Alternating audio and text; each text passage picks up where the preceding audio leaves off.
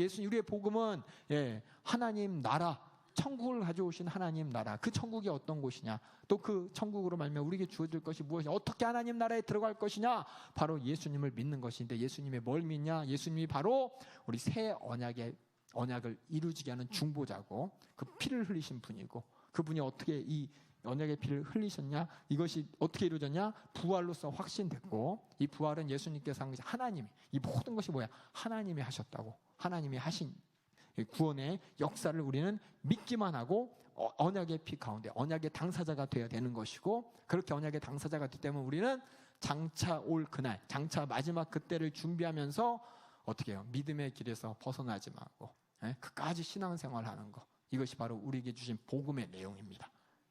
우리 연세중학교는 계속 이것만 얘기하잖아요. 그렇죠? 딴 거 얘기 안 하잖아요. 예수 피, 예수님이 부활하셨다고. 또 그래서 우리는 마지막 때 신부의 믿음으로 준비해야 된다고. 천국, 우리 하나님의 아들이 가져오신 그 천국, 내게 영생, 영원한 생명과 천국은 내 것이니까 뺏기지 말자고.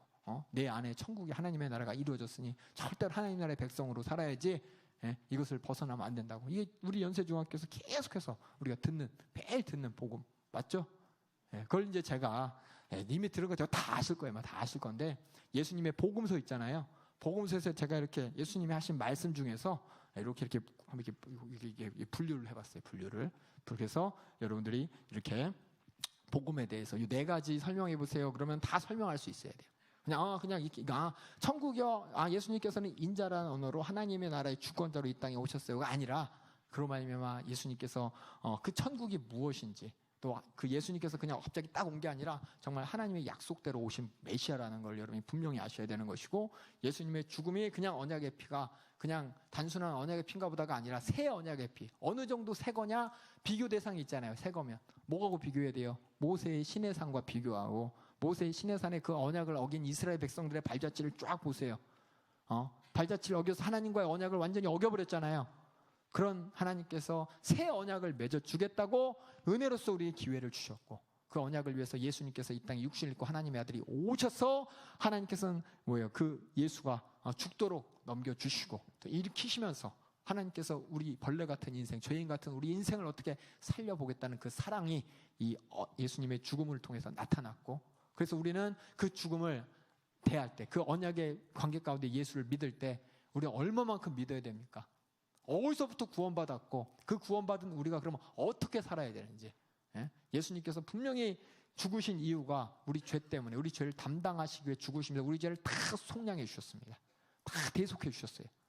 이런 새로운 언약을 우리에게 주셨고, 그 예수를 믿기만 하면 우리가 하나님의 자녀로서 이 천국 백성이 되는 것이고 영원한 생명을 갖게 되는 것인데, 영원한 생명의 가치가 막연한 이스라엘 백성들이 가졌던 언약의 가치가 아닙니다. 약속의 가치가 아닙니다. 그건 우리는 영원한 거예요. 이 땅에 이루어질 게 아닙니다.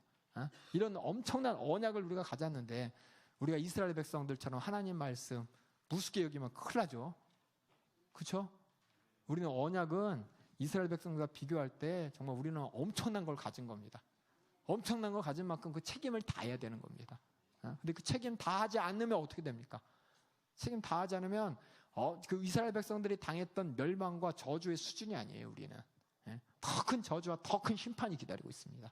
그렇기 때문에 우리는 언약 안에서 절대로 죄 지으면 안 되는 거예요. 절대로 벗어나면 안 되는 겁니다. 그러니까 우리는 예수를 믿음으로 말미암아 하나님이 우리에게 주신 그 사랑의 분량을 마음속에서, 율법으로 하나님 말씀이 마음속에 새겨진 거잖아요. 예수님이 내 안에 계시잖아요. 구약의 백성들, 그러니까 예수님이 말씀하신 거예요. 바리새인들보다 더 해야 된다고. 우리의 믿음이 바리새인들, 그 마음에 섬겨지지 않은 그들이 하나님을 경배하겠다고 그렇게 애지중지했던 그 수준의 이상의 것을 우리 마음에 하나님의 말씀이, 하나님의 계명이, 하나님의 명령이 새겨졌기 때문에 이 바리새인보다 더 할 수밖에 없는 거예요. 그게 바로 하나님과 우리의 인격적인 관계입니다. 그러니까 여러분들이 우리가 갖고 있는 이 복음이 정말 대충 알면은 대충 살게 됩니다. 이 복음의 가치를 아는 사람은 그 가치에 알맞게 신앙생활을 하는 것이고, 이것을 가치를 모르는 사람은 그 가치를 몰라서 망하는 것입니다.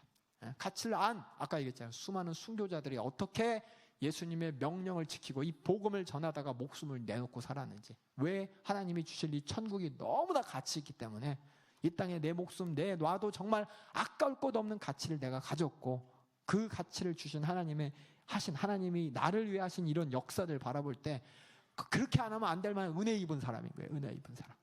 우리 모두가 그런 은혜 받았습니다.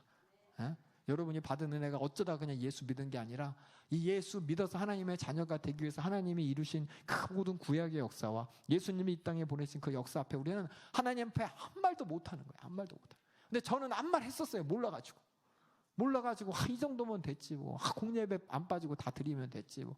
예물 다 드리고 11조 드리고 헌물 드리면 됐지 뭐. 이 정도면 됐지라고 했는데 제가 막상 성경을 제대로 보고 또 하나님 말씀을 제대로 들어보니까는 그동안 들었던 게 이 심중 없는 겉소리였어. 겉의 소리만 들었는데 제대로 듣고 보니까 정말 지옥 가면 큰일 날 뻔했고 이 지옥 가면 얼마나 큰일 날 뻔인지 나보다 하나님이 더 급해. 하나님이 더 다급해서 하나님의 아들을 내어놓았어요. 우리를 위해서. 그리고 일으키셔서 확실하게 우리에게 죄가 사해졌다고 보여주셨는데 이런 하나님의 역사 앞에서 우리가 어떻게 하나님을 배신할 수가 있겠습니까? 여기는 우리 모든 성도들은 정말 복음 안에서 내가 가진 이 하나님의 주신 약속의 가치만큼 신부로서의 온전한 정절을 지키면서 온전히 천국을 향해 달려가는 여러분 되길 주님의 이름으로 축원합니다. 그렇다면 예수님께서 물어보실 거예요. 너는 하나님이냐 물질이냐?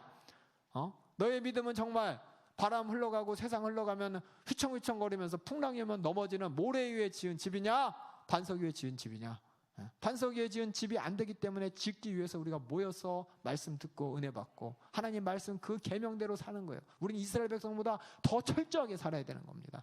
그래서 우리 연세중학교가 매일 저녁 기도해라. 우리 교회는 참 특이해. 유별나 신앙생활하기 좋아가 아니라 그렇게 해야만 하는 거예요. 그렇게 해야만 하는 겁니다. 바리새인들이 얼마나 지독하게 했는지 여러분들이 들었죠? 어떻게든 그 안식이라는 단어에 혹시 자기가 걸릴까봐 겨드랑이 들고 살고 엘리베이터 어떻게 보면 참 멍충해. 엘리베이터 누르면 일하는 자가 되니까 그거 안 누르겠다고 안식일 엘리베이터가 매 층마다 씁니다. 근데 우리는 과연 주일을 얼마만큼 지킵니까? 주일날 늦게 예배 시간 얼마나 답답하면 담임 목사님이 예배 시간 마지막까지 처음부터 마지막까지 그냥 온전하게 드리자고 그냥 속 타는 거예요. 이 예수님의 흘리신 그 피의 언약 앞에서 받은 우리의 구원의 가치, 이 언약을 우리가 혹시나 조금이라도 살짝끔 삐끔 어겼을 때 우리에게 처할 심판과 저주와 그 하나님 지옥의 고통을 바라볼 때 이 강단에서 막 난리 나는 거야.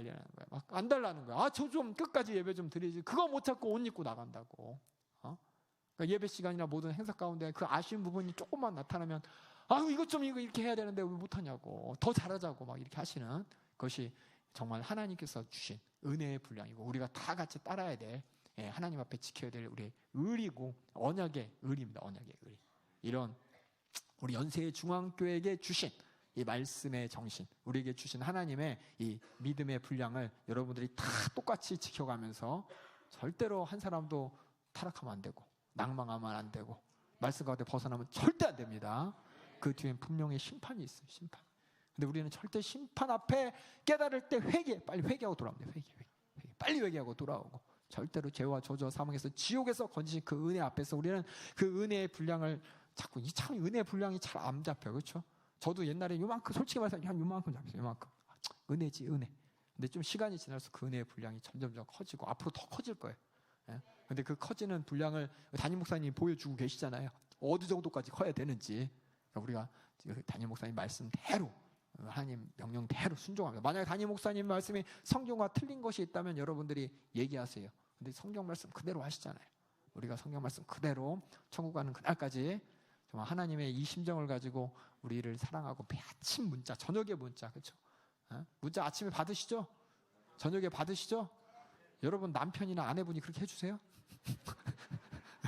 정말 사랑하시는 주님의 사랑으로 우리를 사랑하는 주의 사자, 참 우리 함께 천국까지 가는 여러분 되길 주님의 이름으로 축원합니다.